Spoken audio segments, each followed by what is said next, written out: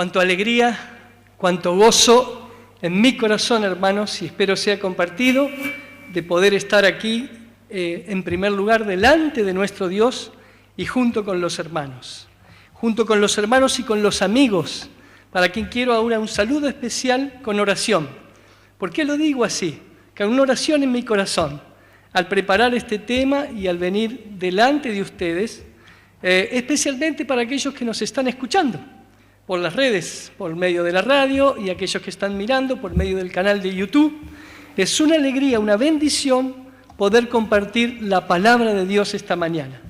Y es también muy significativo porque ya de mucho tiempo que no entraba en un templo así físico, material, aunque por supuesto, en este momento, todo el pueblo de Dios, todos los hijos de Dios, estamos reunidos juntos. Formamos iglesia en lo que significa el término, en un encuentro, en una reunión, al encontrarnos con Dios más allá del lugar físico particular en que estemos reunidos. Así que, gracias a Dios por esta oportunidad. Y esta mañana yo he estado pensando, mientras iba preparando este tema,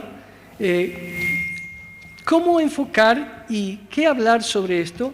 Y he pensado así: estamos en el tercer sábado desde que ha comenzado este año, del 2021, del 2021, y qué buena oportunidad es poder tomar decisiones que orienten nuestra vida a una vida plena. Y cuando pensaba así, pensaba una especie de contradicción en esto: vida plena en la época en que estamos, en los días que estamos viviendo, enfermedad, duelos, miedos, apartamiento, encierros, expectativas y aún temores de todavía mayores consecuencias que podría venir. Pero van a ver que vamos a ver en unos minutos más, en la Biblia, en la Palabra de Dios, no el mismo evento, pero sí una situación similar en que las personas tuvieron esta experiencia de desamparo, de duelo, de temor, de desolación en sus vidas. Vamos a ver cuál es la salida que la Biblia propone para eso. Así que yo quisiera decir desde el comienzo que entiendo esto de vida plena. ¿Y por qué lo puedo decir con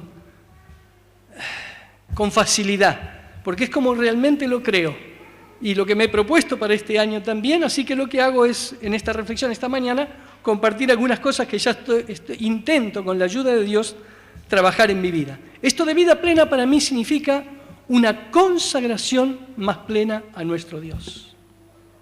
Dicho de manera práctica y clara, mayor acercamiento a nuestro Señor. De manera tal que en esa experiencia de consagración a Dios vamos a estar experimentando este reavivamiento y la consecuente reforma por la cual oramos. Como un paréntesis, quisiera recordar que cuando en el Congreso Mundial de la Iglesia Adventista, que se hizo en Atlanta en el 2010, hace ahora 11 años, el pastor que fue elegido en ese momento como presidente de la Asociación General, el pastor Ted Wilson, sacó de su Biblia en ese momento, que él se acaba de enterar que ha sido elegido para este cargo, una cita, y encuentra esa cita preciosa que ahora voy a leer, y que habla sobre la necesidad de este reavivamiento. Dice así, están mensajes selectos para aquellos que quieren seguir o tomar nota, en el tomo 1, en la página 141. La mayor y más urgente de todas nuestras necesidades es la de un reavivamiento de la verdadera piedad en nuestro medio. Procurarlo, prestad atención, procurarlo debiera ser nuestra primera obra. Y él propone a la Iglesia, hace ahora 11 años, que por favor todos los días oremos por este reavivamiento. Y un reavivamiento, hermanos, un acercamiento a Dios, un despertar de nuestras energías espirituales y de todo nuestro ser, lleva necesariamente a una reforma en nuestra vida. Por eso la cita, ahora en la página 149 del mismo texto, dice: deben realizarse un reavivamiento y una reforma bajo la ministración del Espíritu Santo, la tercera preciosa persona de la divinidad. No se puede sin eso. Necesitamos eso, hermanos. El Espíritu Santo. Debe realizarse esta tarea por la intervención del Espíritu Santo en nuestras vidas. Sigue la cita. El reavivamiento significa, ahora lo va a definir, una renovación de la vida espiritual, una aceleración de los poderes de la mente y del corazón, una resurrección de la muerte espiritual. Notad los verbos: renovación, aceleración, resurrección. Y entonces continúa diciendo lo que falta, lo que complementa, lo que sigue a un reavivamiento, que es la reforma. Y dice, la reforma implica una nueva reorganización, un cambio de ideas, teorías, hábitos y prácticas de nuestra vida, hermanos. La cita dice, la reforma no producirá el buen fruto de justicia a menos que esté conectado con el reavivamiento del Espíritu. ¡Qué desafío! 11 años, por supuesto lo tenemos en la Biblia desde miles de años, pero 11 años ha sido propuesto oficialmente para la Iglesia. Y esto, si alguno quiere acompañar en la reflexión, hágalo, pero les aseguro que lo hago primero para mí. Marcelo, ¿qué te pasó en 11 años? ¿Tengo este reavivamiento y esta reforma en mi vida, hermanos? Yo no voy a esperar, lo hago siempre igual en los sermones, no voy a esperar al final para hacer el llamado ni la reflexión última. Lo haré también, pero lo tenemos que hacer en el proceso. Ya tenemos aquí un primer desafío que nos plantea Dios a través de la inspiración. Necesitamos un cambio, una reorganización en nuestra vida. Y particularmente en estos tiempos, claro que sí. ¿Cómo hacerlo, hermanos? ¿Cómo lograr esto? ¿Cómo enfrentar esto del despertar y del cambio en nuestra vida? Por favor, acompáñenme entonces a Lucas capítulo 24. Este es un pasaje, una experiencia muy conocida por todos aquellos que nos están viendo, que nos están escuchando y por los hermanos presentes esta mañana aquí con nosotros. En Lucas, en el capítulo 24, a partir del versículo 13, se va a relatar una experiencia que tuvieron dos de los discípulos de Cristo, pero que representan lo que le pasaba a todos los apóstoles. Lo digo así porque en realidad habían quedado 11 apóstoles, y estos discípulos no eran entre los 11 que estaban escogidos cerca de Cristo, eran otros. Jesús tuvo muchos seguidores, tuvo muchos discípulos, aunque tuvo 12 apóstoles, de los cuales ustedes saben, finalmente quedaron 12 hasta que luego fue reelegido uno más. Hermanos, en Lucas, en el capítulo 24, a partir del versículo 13, se relata esta muy interesante experiencia.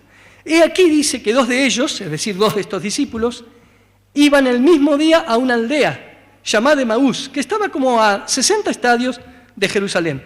Estoy en la versión del 60 de Reina Valera, por supuesto traducido, este es unos 11 kilómetros de Jerusalén, iban caminando. Y dice el versículo 14 que iban hablando entre sí de todas aquellas cosas que habían acontecido. Paréntesis aquí para explicar el contexto. ¿Qué son todas estas cosas que habían acontecido?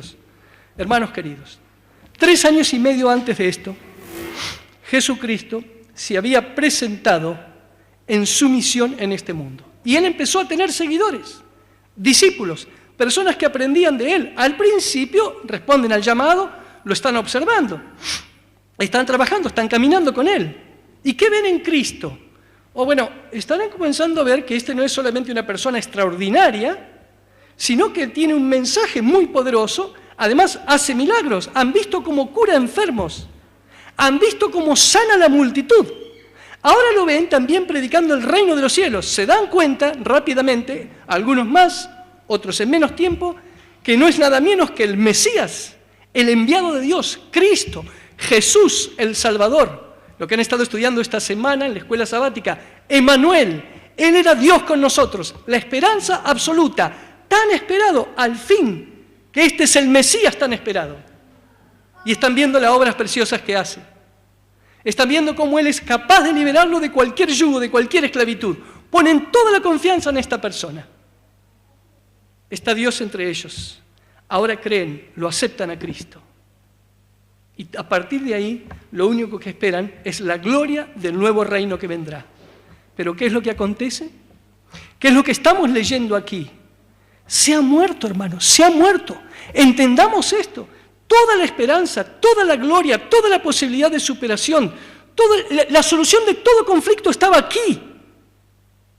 Como si dijéramos que Cristo viene hoy. Él ya había venido, estaba entre ellos. Tremendo chasco. Chasco más grande que el de hace 177 años, que el del 22 de octubre.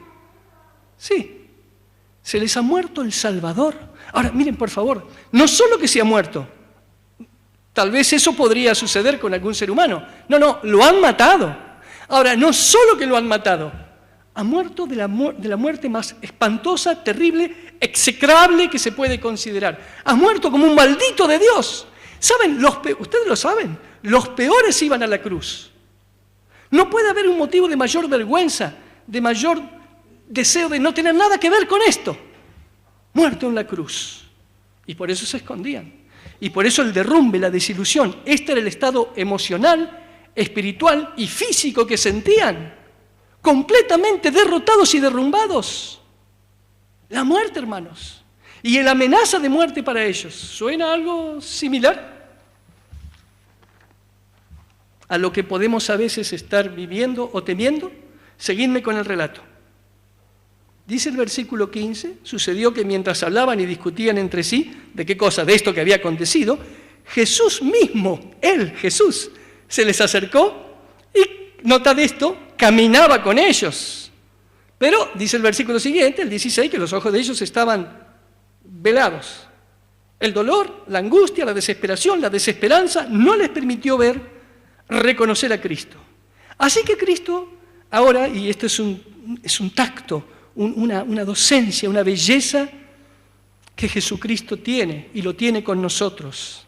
Él comienza el diálogo para despertar el interés, para mostrar de qué es esto que está pasando aquí. Claro que Cristo lo sabe, pero Él hace el disimulo para entrar con ellos en sus corazones. Vamos juntos. Dice el versículo 17, ¿qué conversaciones son estas que tienen entre ustedes mientras caminan? Y atención, ¿por qué están tan tristes? Era tan imposible expresar en palabras todo esto que estaba ocurriendo, y fue tan grande la sorpresa de esos dos discípulos que le dicen en el versículo 18, ¿eres tú el único forastero, eres el único extranjero, extraño, aquí en Jerusalén, que no sabes estas cosas? Y todo lo que ha acontecido, ¿qué es todo lo que ha acontecido? El tremendo derrumbe, la muerte más espantosa que se podía esperar. ¿Cómo que no estás enterado de esto? Y ahora le van a dar algo que yo quiero que presten atención. Jesucristo pregunta en el versículo 19, ¿qué cosas? Y ellos le cuentan. Miren por favor las cosas que le dicen, miren el nivel de elevación, de creencia, cómo exaltan a este Cristo que había muerto. Mirad por favor. Versículo 19, ellos dijeron de Jesús Nazareno, que fue, atención, varón profeta, poderoso en obras, en palabras delante de Dios y de todo el pueblo. No estamos ante una persona común, es Jesús, es el Nazareno, es el que había sido prometido. Caramba, eres un poderoso, es profeta poderoso en obras entre nosotros y delante de Dios. Y entonces dice, pero lo entregaron los principales sacerdotes, nuestros gobernantes, a sentencia de muerte. Y me imagino con cuánto dolor y dificultad tienen que haber pronunciado esto. Lo crucificaron. Muy bien. Y en el versículo 21 expresan la esperanza que ellos tenían. Nosotros creíamos que Él era el que nos iba a redimir. Se ha muerto lo más espantoso que podíamos pensar. Fin de la redención. No hay salvación, no hay solución para nosotros. Se nos ha muerto. Aunque esperábamos todo esto. Queridos hermanos, ellos han dicho algo muy exaltado acerca de Jesús, pero ahora presten atención al contraste. Luego relatan que algunas mujeres y otros que han ido a la tumba no lo encontraron, pero ellos no dan señal de todo esto, de creer en todas estas cosas, y ahora quiero que leamos juntos con mucha atención el versículo 25. Menos mal que lo dice Jesús a esto. Miren las palabras. Entonces Jesús les dijo, oh insensatos y tardos de corazón para creer, ¿qué cosa? Todo lo que los profetas han dicho. A ver, hermanos, Jesús les llama insensatos y lentos para entender. Él está ahí, está dialogando con ellos. Han dicho de mí todas estas maravillas. Varón, profeta, todo. Pero ¿saben? Nunca me han descubierto dónde. ¿Dónde? Prestad atención que aquí viene la aplicación. ¿Dónde no me han encontrado ustedes? ¿Dónde no me descubrieron? En los que los profetas hablaban de mí. Hermanos, ¿qué escribieron los profetas? La palabra de Dios. Dice Pablo, toda la escritura es inspirada por Dios. Y Pedro, dando el detalle específico, dice, nunca la profecía fue traída por voluntad humana, sino que los santos hombres de Dios hablaron siendo inspirados por el Espíritu Santo. Cuando dice la profecía, no se refiere a una profecía histórica, se refiere a los que escribieron los profetas. Toda la palabra de Dios fue inspirada. ¿Qué les dice Jesús? Son lentos para entender esto, y por eso están así de tristes, angustiados, derrotados. Hermanos queridos, necesito hacerme para mí esta reflexión que voy a compartir. ¿Y nosotros? ¿Por qué estamos tan temerosos en este tiempo? No voy a negar que hay un temor correcto que nos lleva a cuidarnos. Miren, yo estoy viendo aquí a ustedes y yo también lo hice al principio, ¿verdad? Antes de subir aquí no hay riesgo de contagiar ni de ser contagiado. En este momento me lo saqué. Yo no hablo de eso. Si una persona confía en el Señor, nunca tiene que ser presumido. Excelente que nos cuidemos. Estoy hablando de algo más profundo. ¿Cuándo estamos en esta situación en el mundo, con esta pandemia? ¿Cuándo probablemente ya nos ha tocado sufrir a nosotros o, tristemente, algún amigo nuestro, algún familiar nuestro? Incluso puede ser una situación de duelo por esta situación. Por supuesto que eso existe. ¿Cómo estamos nosotros? ¿Estamos lentos porque no entendemos lo que los profetas escribieron? ¿Será que estamos en el capítulo de insensatos? ¿Por no creer lo que la palabra de Dios ya nos decía sobre esto? Y todavía más, lo que tenemos que hacer en estos momentos. Pero ¿saben qué es lo precioso, hermanos? Jesús los está escuchando, ven que son insensatos, que no han entendido la Escritura, por más que dicen todo lo que dicen. Sin embargo, les da la solución. Y ahora vamos a seguir porque Cristo les dijo. El versículo 27 va a dar la forma de resolver esto. Y comenzando desde Moisés y siguiendo por todos los profetas, les declaraban todas las Escrituras lo que de Él, de Cristo, decían. Permítanme, hermanos, una representación imaginada sobre esto. Permítanme un segundito de esto. Si yo hubiese sido en ese momento quien hablaba con estos discípulos, yo hubiera hecho algo mucho más sencillo. ¿Cuánto agradezco a Dios que no lo haya hecho? A Cristo que no lo haya hecho. Pero yo hubiera hecho esto. ¡Ey! ¿Qué pasa aquí? Mírenme, ¿no ven mi cara? ¿No ven mis manos? Aquí están marcadas. ¿No ven mis pies? Aquí están los agujeros. Aquí mi costado. ¡Ey! Escuchen, miren el tono de mi voz. Soy Jesús. Listo, solucionado el problema. ¿No les parece que es algo? Mire, hay tantas maneras para decir esto. ¿No les parece un gesto tan tierno de parte de nuestro Dios, con tanto detalle y con tanto cuidado? Lo voy a poner en primera persona. El día que Marcelo lea esto, yo no estoy físicamente presente. Hasta que yo vuelva a buscarlos, voy a mostrarles qué es lo que tienen que hacer. Exactamente lo que acabo de decir a estos dos discípulos. ¿Me tienen que encontrar a dónde? En la palabra de Dios. Hermanos, leed otra vez. Dice, comenzando desde Moisés, siguiendo por todos los profetas, y declaraban todas las Escrituras lo que de Cristo decían. Hermanos, la Biblia, el Antiguo Testamento, que es lo que Jesús citó en ese momento, se dividía en tres partes. Por supuesto, en los escritos de Moisés, en los profetas y en las Escrituras son los salmos. Son la tripartición que tenía el Antiguo Testamento. O sea que Cristo lo llevó ¿a dónde? A toda la Biblia. ¿Forzamos algo si decimos que toda la Biblia es una revelación de Cristo? No forzamos nada. Jesús nos acaba de enseñar esto. Les da la solución para que se encuentren con Él, para que salgan de la desesperación, del duelo, de la angustia, de la desesperanza. ¿A dónde? A la palabra de Dios. Eso es hermoso. Seguid, por favor, como dice ahora. Llegaron a la aldea donde ellos iban. Y entonces Jesús, el segundo disimulo de Cristo, Él sigue caminando. como si quisiera seguir de camino. Pero por su corazón, ¿qué está esperando?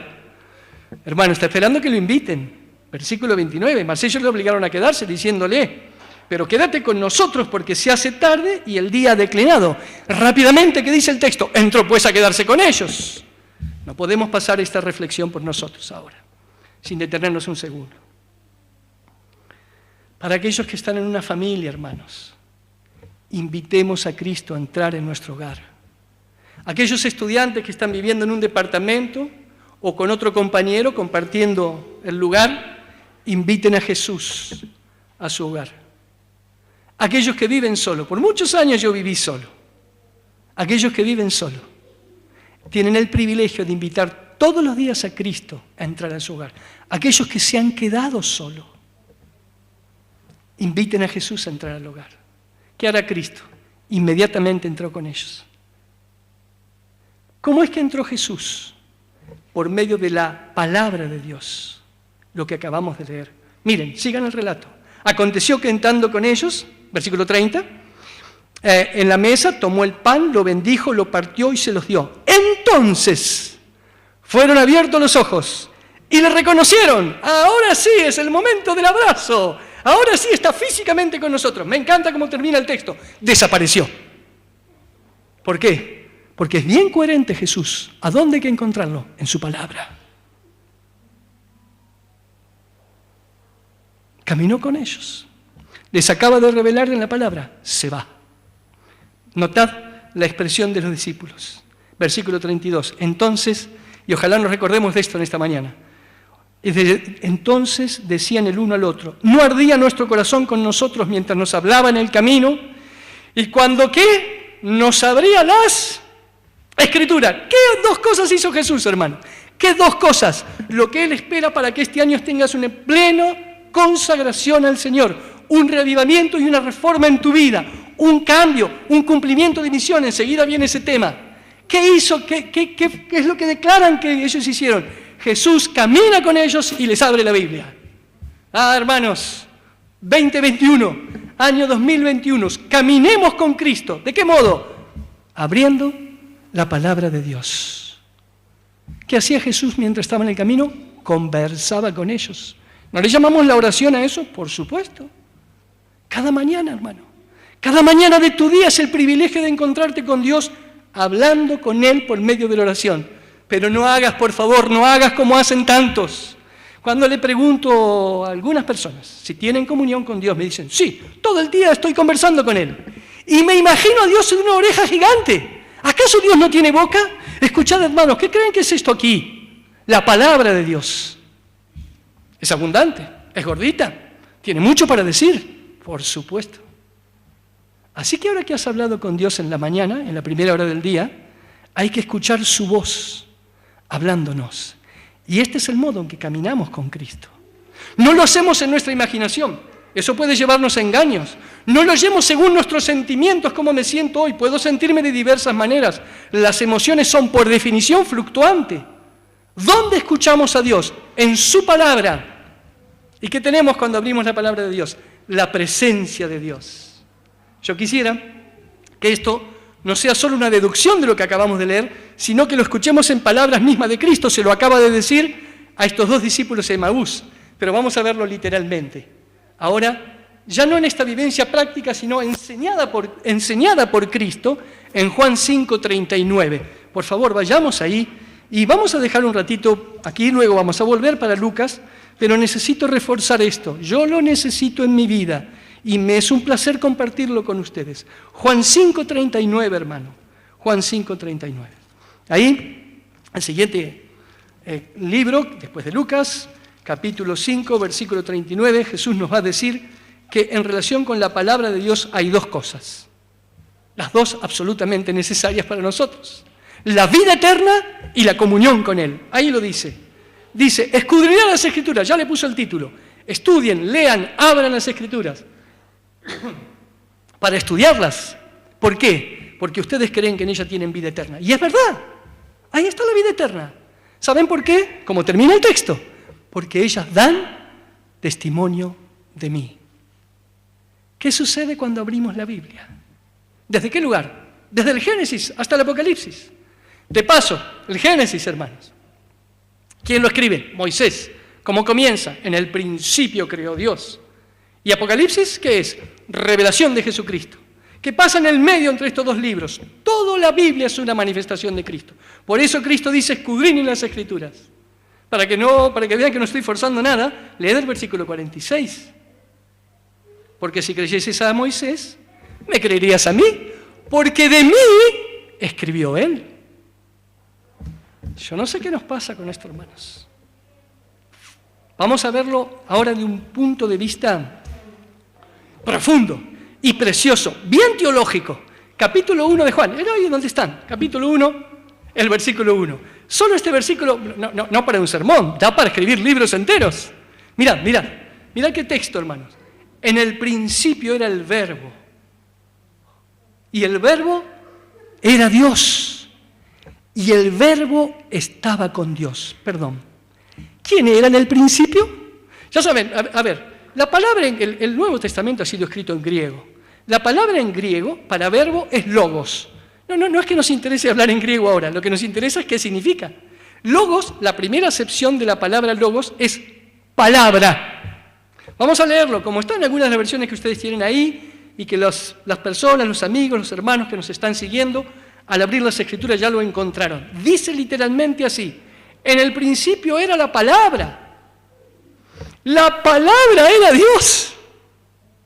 Me da mucha alegría porque ahora van a entender, hermanos.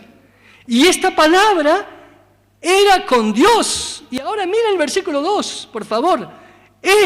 La palabra, era en el principio con Dios. ¿A dónde nos remite? En el principio creó Dios los cielos y la tierra, ya donde inicia la Biblia. ¡Qué belleza, hermanos! ¿Qué es lo que está creando? La palabra, por supuesto. Salmo 33:9 dice, por la palabra de Dios fueron hechos los cielos y la tierra. Y todo el ejército de ellos. Escucha, ¿qué palabra es esa? Impresionante.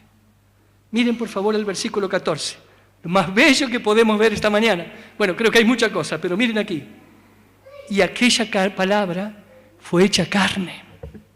Y habitó entre nosotros, caminó con nosotros, puso su carpa entre nosotros, su santuario con nosotros, estuvo con esos discípulos camino a Emaús, está contigo, hermano, con tal que te encuentres con Él, ¿por medio de qué? La palabra. Esta palabra fue hecho carne, dice, sigo el texto, y habitó entre nosotros, y miren lo que está ahí, y vimos su gloria, qué fascinante, gloria como el unigénito del Padre, este único Hijo de Dios, principal. Muestra la gloria. ¿Por qué? Porque vino a revelar al Padre. ¿Qué es la gloria de Dios? Su carácter. El poder de Dios, el carácter de Dios, el amor de Dios, el mensaje de Dios, la palabra de Dios. Eso fue lo que hizo Cristo. Por eso dice, vimos su gloria. Nos está revelando al Padre.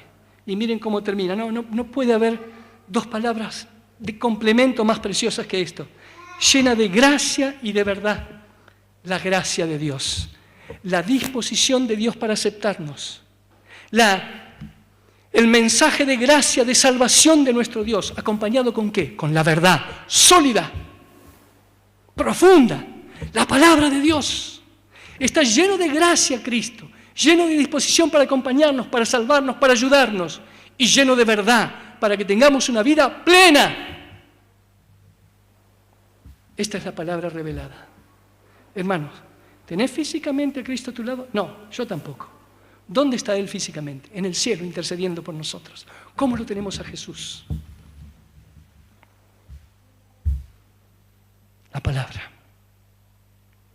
Espero que nunca más abras la Biblia solo para encontrar letras escritas. Escuchad esto. Dice el Espíritu de Profecía, la palabra de Dios no está solamente escrita, sino hablada. Es la voz de Dios, como si pudiéramos escucharla con nuestros propios oídos. ¿Quién quiere perderse esa celebración preciosa espiritual? Nadie. Cada mañana de cada día, te lo voy a decir ahora aquí de memoria por una cuestión de tiempo. Salmo 5:3. Oh Jehová, de mañana oirás mi voz. ¿Qué momento del día? En el primer momento del día. ¿Qué está haciendo Dios? Escuchando. Si Él escucha, ¿qué estoy haciendo yo? Hablando, orando. Seguid el versículo. De mañana oirás mi voz. De mañana me presentaré delante de ti. Hermanos, en la presencia de Dios. Y fíjense cómo termina el texto. Y esperaré. Ese verbo es algo impresionante, porque esperar quiere decir, dedico tiempo cada día de mi vida en la primera hora para encontrarme con Cristo. ¿Cómo me encuentro? Estoy hablando con Él. Pero ¿saben lo que dice la palabra esperar ahí? Si uno va al Salmo 130 y al versículo 5 dice, esperé yo a Jehová, esperó mi alma, en su palabra he esperado. Por supuesto, si he hablado con Él, si he estado en comunión, en oración con Él, ¿qué me toca ahora? Abrir la palabra de Dios. ¿Saben, hermanos? Dios te escucha, por supuesto. A veces solamente te escucha dándote un toque de abrazo en silencio, sí. Pero Él tiene un precioso mensaje todos los días para nuestra vida. Está aquí, no hay otro lugar, no hay otro lugar. En tu palabra he esperado. Ahora, esa palabra sería como cualquier libro de historia o de cualquier otro libro de consuelo, de autoayuda, de psicología, de lo que queráis pensar ahora, si no fuese acompañado por el poder que lo inspiró. ¿Quién es? El Espíritu Santo. Escuchad esta cita. Porque perdón, volvamos un minutito antes de la cita, volvamos por favor a Lucas, al capítulo 24. Ahí nos encontramos, este es el segundo momento de nuestra reflexión esta mañana, nos vamos a volver a encontrar ahora con este poder que está puesto en la palabra de Dios, en la Biblia, por medio de aquel que lo inspiró. Cuando los discípulos terminan esta experiencia hermosa, ¿qué les sucede? Ahora que se han dado cuenta que se han encontrado con Jesús, que han estado caminando con Él, que se les reveló en la Biblia, salen rápido corriendo al aposento alto para encontrarse con los otros 11 apóstoles que estaban escondidos por el mismo miedo que ellos, con la misma desesperanza, con el mismo derrumbe, con el mismo gran chasco que tenían. ¿Y qué les dicen? Hemos visto al Señor, ha resucitado, no lo podían creer, estaban eufóricos por eso. Ellos tampoco creían demasiado. Así que ahora leed, por favor, capítulo 24, versículo 44. Y Él les dijo, estas son las palabras que les hablé. Vamos a insistir tanto esta mañana con eso. Estando aún con ustedes, que era necesario que se cumpliese lo que está escrito de mí, ¿dónde? Moisés, los profetas y los salmos. No crean, hermanos, que estoy repitiendo un versículo, no lo estoy. Jesús está nuevamente enseñándonos lo mismo. Lleva la Biblia para que lo descubran a Él. Es el privilegio que nosotros tenemos. Gracias por ese detalle, por ese tacto del Señor para nuestros días, para nosotros hoy. Entonces, dice el 45, les abrió el entendimiento para que comprendiesen ¿qué cosa? Que Él estaba ahí físicamente presente. No. Para que comprendiesen las Escrituras. ¿Cómo me llena de gozo, ¿Cómo me llena de alegría? Esto está diciéndonos Dios a mí y a cada uno de ustedes esta mañana. Por favor, voy a hacer el trabajo para que ustedes entiendan las Escrituras. Ábranlas. Aquí estoy yo, aquí adentro. Bueno, el versículo 46 dice, y les dijo, así está escrito, si fue necesario que el Cristo padeciese, tal como estaba anunciado, y resucitase de los muertos al tercer día, y ahora viene para nosotros, después de esta experiencia de encuentro con Él, y que se predicase en su nombre el arrepentimiento y el perdón de los pecados, ¿a dónde? En todas las naciones, comenzando ¿de dónde? De donde están ellos, en Jerusalén. Ahora, antes de hacer eso, por favor, versículo 48, ustedes son testigos de estas cosas. Ya nos acaba de nombrar testigos. Si abrimos la palabra de Dios para encontrarnos con Cristo, no para cumplir un ritual que calme la conciencia, sino para tener una experiencia viva de reavivamiento y reforma, Dios tiene una misión, una tarea ahora para nosotros. Son testigos, dice. Pero, atención, el versículo 49. He aquí, yo enviaré la promesa de mi Padre sobre ustedes. Quedaos vosotros en la ciudad de Jerusalén hasta que sean investidos, qué palabra preciosa, del poder de lo alto. Hermanos, la palabra investidura literalmente significa poner una ropa, pero no es cualquier ropa. Se inviste a los reyes. Se invisten cuando ustedes se reciben de algo, la investidura cuando se reciben ese día. A ver,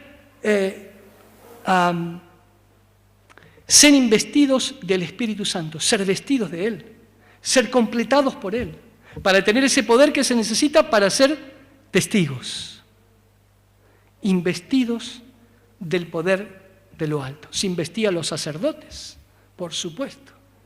Y Jesucristo también nos inviste con su manto de justicia, ¿verdad? Pero en este caso, ¿de qué está hablando? De la venida del Espíritu Santo. Y nosotros sabemos cómo ocurrió esto. Sí, ya que estamos ahí tan cerquita, por favor acompañadme al libro de Hechos de los Apóstoles. Estamos ahí al lado, así que no va a costar nada. En el capítulo 1 se va a reiterar esta idea de una manera extraordinaria. Vamos a ver qué es lo que sucede ahí y cómo fue que esto ocurrió. Dice el versículo 4, estando ellos juntos, les mandó que no se fuesen de Jerusalén. Aquí está Lucas, el mismo que escribió, está recordando Lucas al escribir el libro de Hechos.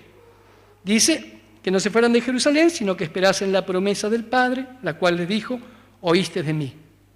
Porque Juan ciertamente los bautizó con agua, pero ustedes serán bautizados con el Espíritu Santo, dentro de no muchos días. Versículo 8, pero recibiréis poder cuando haya venido sobre vosotros el Espíritu Santo. Poder, poder, poder. ¿Para qué, hermanos? Esto no es un concepto en el vacío. Tiene un propósito, no hay una finalidad en sí mismo como por ahí se escucha. No, no.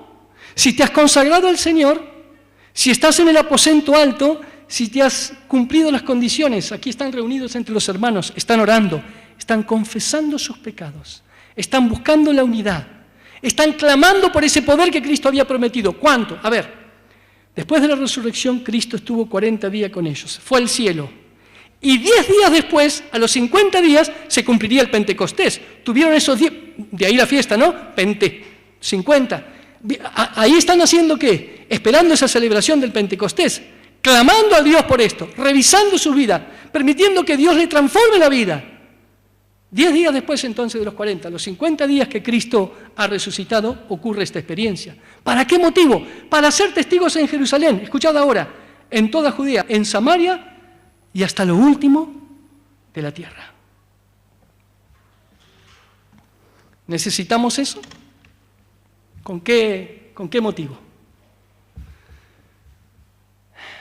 ¿Hay alguien que crea que a Dios se le escapó la historia de las manos? Por supuesto que no. ¿No nos ha anunciado la palabra de Dios los profetas que estas cosas iban a suceder? Por supuesto que sí. Invito, cuando tengan algún momento de reflexión, que lean el capítulo 24 y busquen las páginas ampliatorias en el deseado de toda la gente sobre esto. Y leed, por favor, Evento de los últimos días y van a encontrar cuán ciertamente está ocurriendo lo que había sido dicho. ¿Cuál es la reacción de los discípulos en medio de su miedo, de su desesperación? ¿Cuál es la invitación de Cristo? Abran la palabra de Dios. ¿Se encontraron conmigo? Salgan a trabajar. Cumplan la misión. Escuchad esta cita.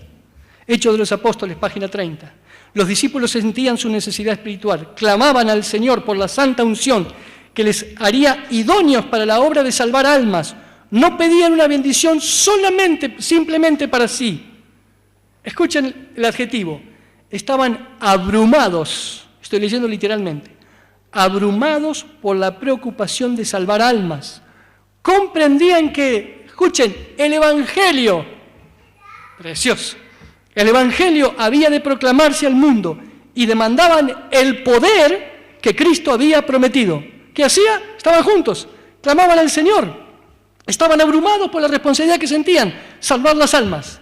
Llevándoles ¿qué cosa? El Evangelio. ¿Qué necesitaban para eso? El poder prometido. Sé que ha avanzado un poquito el tiempo, espero sean un poco tolerables conmigo, necesito todavía ampliar un poquito esto. Por favor, vamos a darnos la solemne alegría de encontrar esa promesa preciosa, está a lo largo de toda la Biblia, hermanos. Si uno fuera a Ezequiel 36, ya encontraría ahí la promesa está de antes, pero encontraría ahí la promesa del Espíritu Santo para renovar nuestras vidas. Pero cuando Cristo estuvo en este mundo, en un momento especial de su vida, pocas horas antes de ir al Getsemaní, Él utiliza sus últimas horas, como haríamos por sentido común nosotros, si tuviéramos la oportunidad, para hablar del mejor y el más importante de los temas. ¿Y de qué habló? Vamos al capítulo 14 de Juan. ¿De qué habló? De que Él iba a volver a buscarlos. Pero mientras tanto, en el proceso, ¿quién los acompañaría? Jesucristo mismo, en la persona del Espíritu Santo. ¿Vamos a leerlo? Qué belleza lo que dice. Pero no, cuando hablo de belleza no me refiero a lo bonito, Me refiero a lo bello es algo profundo, que está lleno de contenido, de mensaje, de poder para nuestra vida. Vamos al versículo de capítulo 14 de Juan, desde el versículo 15. Si me amáis, guardad mis mandamientos.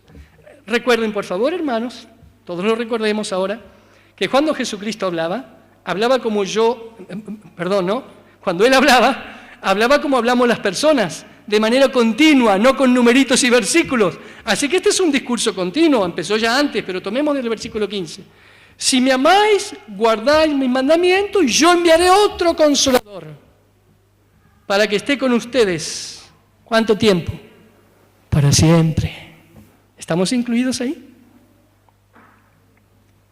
Es el Espíritu de verdad, el cual el mundo no puede reconocer porque no le ve ni le conoce, pero ustedes le conocen porque mora con vosotros y estará en vosotros.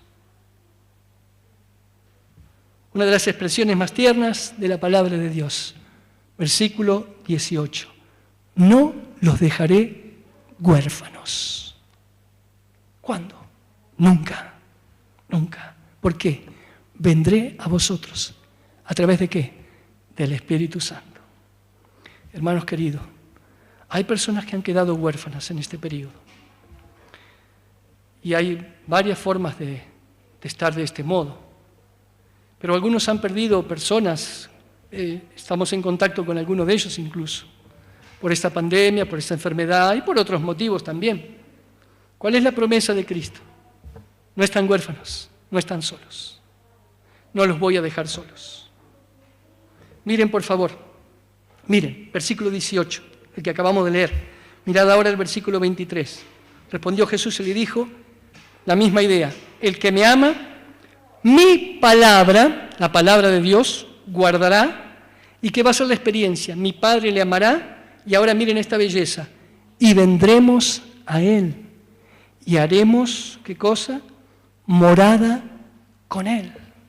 Todo por la presencia del Espíritu Santo. Y hermanos, ¿cuánto tenemos de Dios cuando nosotros recibimos el Espíritu Santo? Vamos a leerlo, está aquí.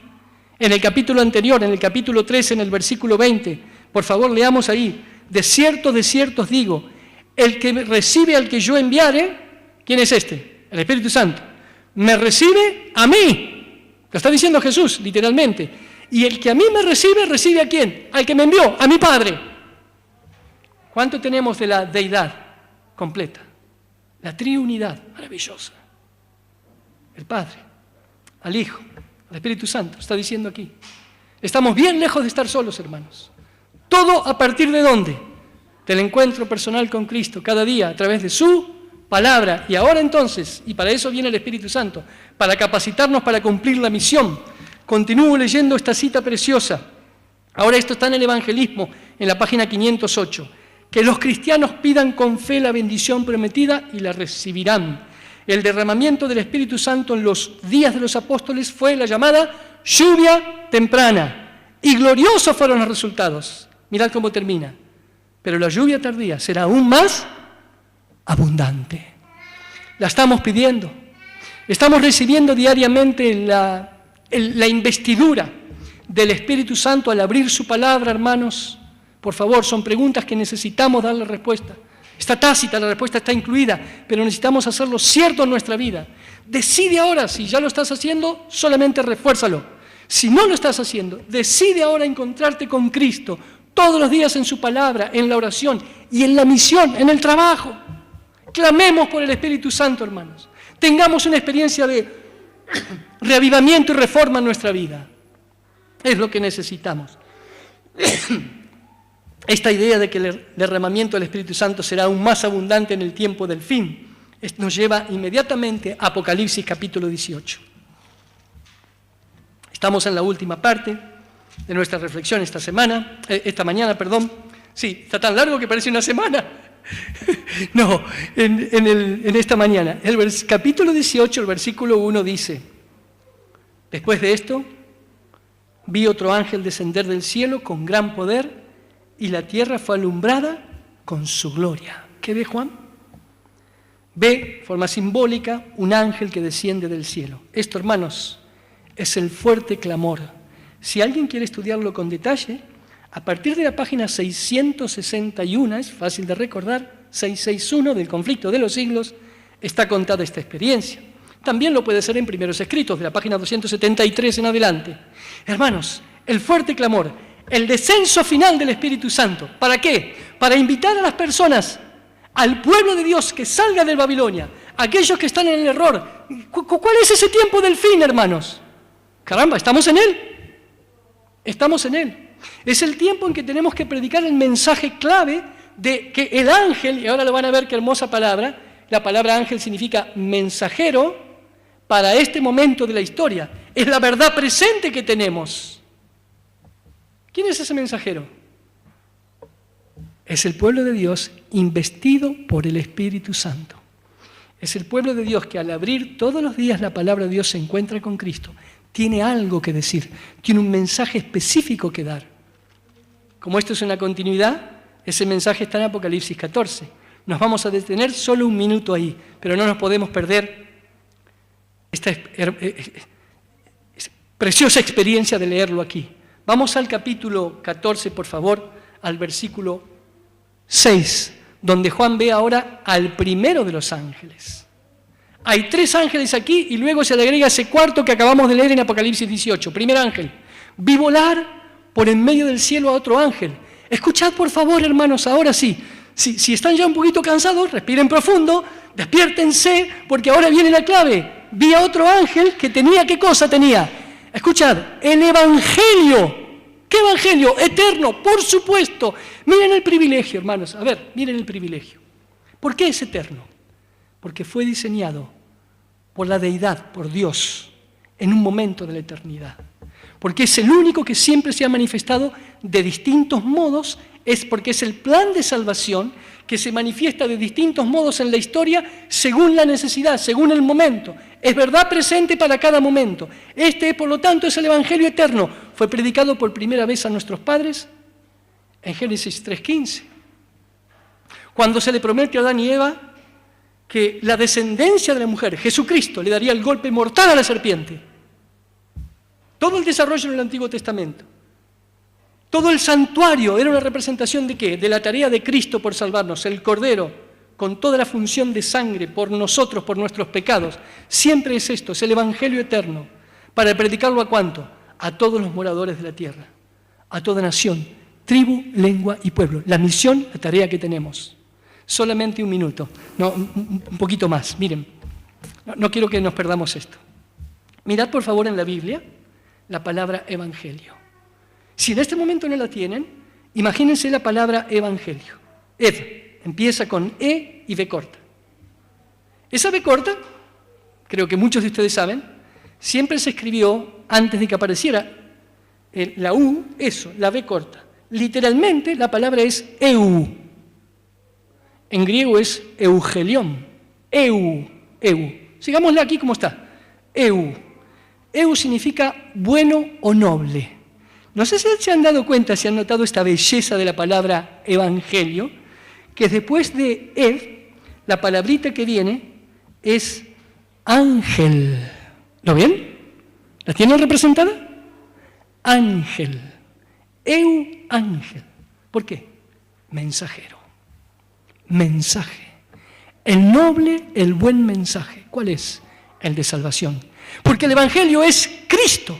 Es el mensaje de salvación de Cristo, lo que encontramos cuando abrimos su palabra a Jesucristo, nuestro Salvador.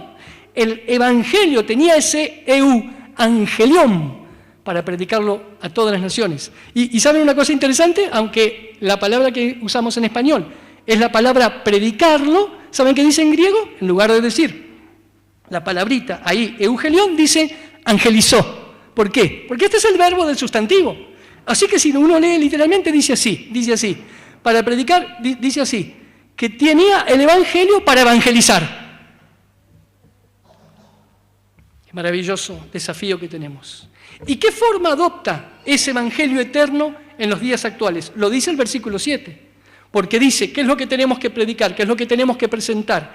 ¿Y por qué me voy a detener solo en este primer ángel? Porque el resto, el segundo y el tercer ángel, es una ampliación, una derivación, una consecuencia del mensaje del primer ángel. ¿Saben, hermanos? El mensaje de los 3 ángeles son mensajes sucesivos pero simultáneos, ambas cosas. Uno se suceden a otro y están juntos todo el tiempo, sucesivos y simultáneos. Me da mucho gusto hablar estos minutos finales aquí en esta iglesia, en particular porque he notado que tienen un cuadro extraordinario allí. Yo sé que las cámaras ahora no lo pueden tomar, pero allí en el fondo, en un precioso detalle en madera, hay un extenso cuadro donde aparece el formato representado del hemisferio del mundo, el globo terráqueo, y al lado hay 3 figuras de 3 ángeles en madera, preciosamente tallados. El mensaje de los 3 ángeles. ¿Qué dice este primer ángel? Temed a Dios. Hermanos, ¿qué es el temor de Dios? Es el reconocimiento de la grandeza de Dios, para que Él sea plenamente mi Señor, para que Él tenga la soberanía completa de mi vida. Tenemos que predicar esto, por supuesto, especialmente en estos días. Qué maravilloso que en medio de la situación que estamos viviendo le podamos rendir completamente nuestra vida a Dios. El temor de Dios no es solamente reverencia, por supuesto lo es, pero no es solamente. No es un respeto lejano, no. Es una entrega completa de toda nuestra vida hasta que Él sea soberano en mí. Temor de Dios. ¿Y qué cosa dice ahora? Dadle gloria. Hermanos, ¿cómo le damos la gloria a Dios? Como lo hizo Cristo cuando lo vino a revelar. Es el fruto del Espíritu Santo en nosotros. Gálatas 5. Amor, gozo, paz, paciencia, benignidad, bondad, fe, mansedumbre, templanza, que quiere decir dominio propio o temperancia. Queridos hermanos, son rasgos del carácter que tenemos que desarrollar, por supuesto. La gloria a Dios no es solamente cantarle. Por supuesto, no es solamente pararse aquí a predicar. No. La gloria de Dios es revelarlo diariamente en la vida, por la transformación que el Espíritu Santo hace en un encuentro diario con Cristo. ¿Es este el mensaje? Sí, este es el mensaje. El poder de Dios para renovar la vida, para volver a llevarnos a aquel lugar cuando nos creó. Este es lo que tenemos que predicar. La gloria de Dios es eso, la tarea que es esa. El tema central de la Biblia, estoy leyendo en el libro precioso La Educación, página 121. El tema central de la Biblia, el tema alrededor del cual se agrupan todos los demás libros, es el plan de redención, la restauración de la imagen de Dios en el alma humana. Este es el mensaje. Darle gloria. ¿Y por qué motivo? Porque la hora de su juicio ha llegado. ¿Llegó la hora del juicio? Claro que sí. ¿Saben por qué es hermoso esto? Porque estamos a las puertas de la venida de Cristo. Todo esto que nos infunde cierto temor, que nos ha golpeado fuerte, es señal de la proximidad de Cristo. Hermanos, el 22 de octubre de 1844 ocurrió esto. Este año se cumplen 177 años. Cristo comenzó el juicio. Por lo tanto, es el mensaje para nuestros días. Esto sí que es verdad presente. La hora de su juicio ha llegado. Y entonces, ¿qué hay que hacer? Adorar. ¿De qué modo? A aquel que es nuestro Creador. Leedlo aquí. Aquel que hizo el cielo, la tierra, el mar y las fuentes de las aguas. Y cuando nosotros presentamos este mensaje precioso de evangelio eterno, de salvación, diciéndole a las personas que necesitamos entregarnos plenamente a Él, temor de Dios, que necesitamos manifestar su gloria, dar testimonio con nuestra vida, con nuestro estilo de vida diario. Cuando nosotros le decimos que eso es porque está pronto a venir, estamos en el momento del juicio de Él, entonces necesariamente lo levantamos como nuestro Creador, especialmente en esta época. Y cuando nosotros levantamos a Cristo como Creador, ¿qué verdad aparece? La verdad del mandamiento que se ha intentado ocultar. El cuarto mandamiento, la verdad del sábado, porque nos habla del Creador. Tenemos aquí, hermanos, el mensaje que tenemos que predicar, este mensaje de los 3 ángeles. Voy concluyendo con estas hermosas citas de desafíos para nosotros. Miren lo que va a decir aquí el espíritu de la profecía. En un sentido muy especial, los adventistas del séptimo día han sido colocados en el mundo como centinelas y transmisores de luz. Continúa diciendo, a ellos, a este remanente, a este pueblo, se le ha confiado la tarea de dirigir la última amonestación a un mundo que perece, la del tiempo del fin. Escuchad, la palabra de Dios, suena, ¿no? La palabra de Dios proyecta sobre ellos una luz maravillosa. ¿La tenemos? Si lo abrimos Y si nos encontramos no con la letra, sino con el autor de la letra en la palabra, tenemos esta luz maravillosa. Una obra de la mayor importancia les ha sido confiada, nada menos. 2 puntos, escuchen. Proclamar los mensajes del primero, segundo y tercer ángel. Ninguna otra obra puede ser comparada con esta y nada debe desviar nuestra atención de ellas. Hermano, no tengo cómo entrar en los corazones de cada uno, y menos mal, no es mi trabajo. Sí la del Espíritu Santo. Permítele que te hable esta mañana. Si esto está ocurriendo en nuestra vida, si estamos imbuidos de Cristo, investidos de Él, para que nada nos distraiga de esta obra. Estimados amigos, hermanos, personas que están aquí, que nos escuchan por las redes, estamos ciertamente en las últimas horas de la historia de este mundo. Lo vemos a nuestro alrededor. Señales por doquier. Por favor, cuando tengan un tiempo esta tarde, Mateo 24, nuevamente se los aconsejo. Cuando Cristo dice ahí, habrá pestes, hambres, terremotos. ¿Hace falta que traigamos artículos para leer eso? Lo estamos viviendo. Pero ¿saben un poquito más abajo? Leen el versículo 13, el versículo 14. Por causa de la maldad, el amor de muchos se enfriará. No tiene que ser tu caso. Cuando ves esto, acércate más al Maestro. ¿Saben por qué? Porque el versículo que sigue dice así: mas el que persevere hasta el fin será salvo.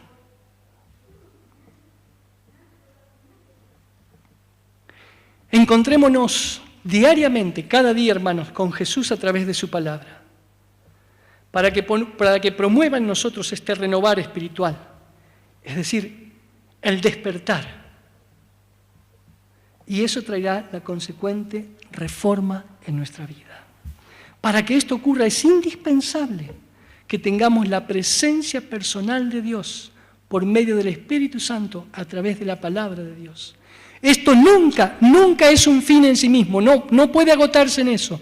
Tiene un propósito. ¿Cuál es? La misión, la tarea. ¿Cuál es la misión y la tarea? La acabamos de leer. Llevar la verdad presente en la forma del Evangelio actual.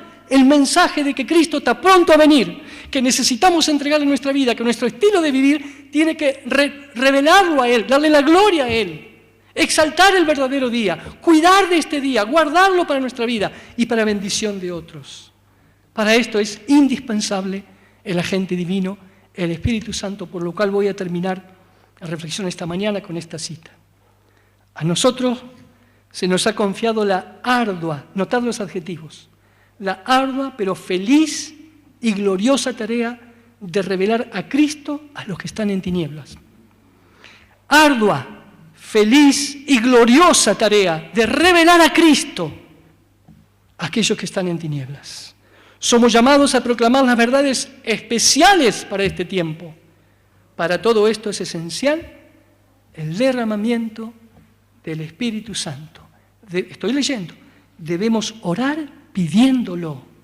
El Señor espera que se lo pidamos. No hemos sido enérgicos en esta tarea. La reflexión está tomada de un libro precioso que los invito a volver a tenerlo en cuenta, la reflexión de meditaciones matutinas que tuvimos, que se llama Recibiréis poder. La vida, la obra, la naturaleza del Espíritu Santo. Y esta cita está tomada del 22 de octubre de ese día, de ese libro. Difícil de olvidarse, ¿verdad? 22 de octubre.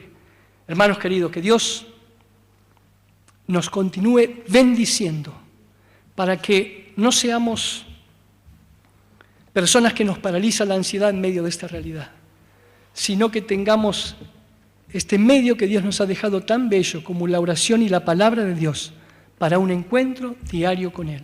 Cuando eso esté en nuestro corazón, la verdad será revelada en nuestra vida. Jesucristo será revelado en nuestra vida. Y podemos tener el reavivamiento, la reforma que necesitamos para el cumplimiento de nuestra misión.